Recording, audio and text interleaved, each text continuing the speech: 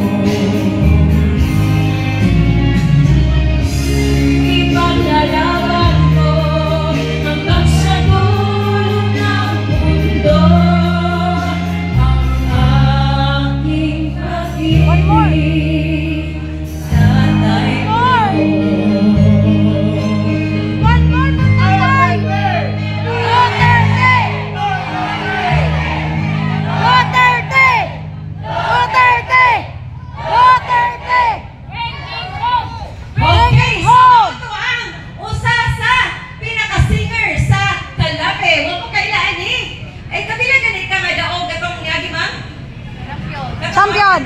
Last year? Champion! Champion! Ginoo ko, nausa man si Jamil ba, oy? Agoy, ginoo ko.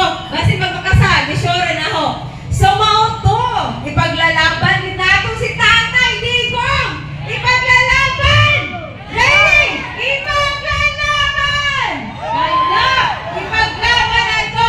Kaning peaceful gathering na ito, isend sa ICC! Kay, aron nakita nila nga, daghan ang namahal ni Tatay Digong!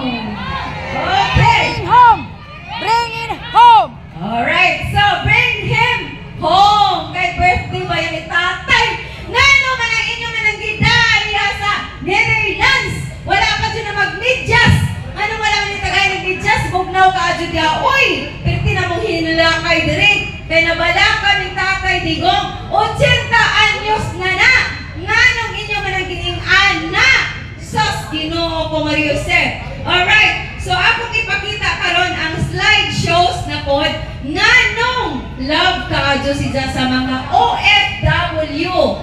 Naay video makita ni Jeron nga grabe, makita video ang kasing-kasing nga pagsuporta ni Tatay Digong. Kahinungdam ba mo sa laglag bala? Kisa, di ba, previous na administrasyon pagit nga dili pa si Duterte, daghan kayong laglag bala, di ba? Pag abot ni Tatay Digong, ingon si Ja, maglaglag bala pagani mo diha, laglag pud mo na ho. Di ba nang wala ang laglag bala?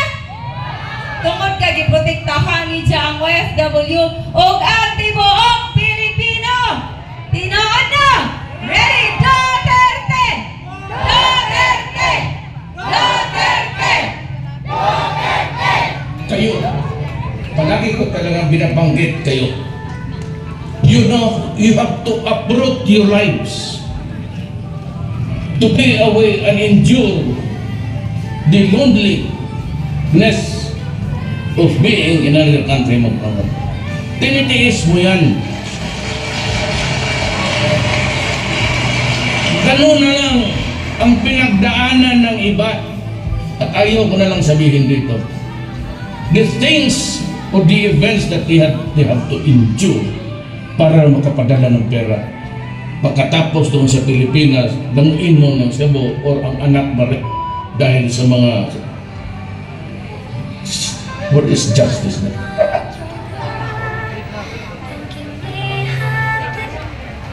Do not give us back a battered worker or a mutilated corpse.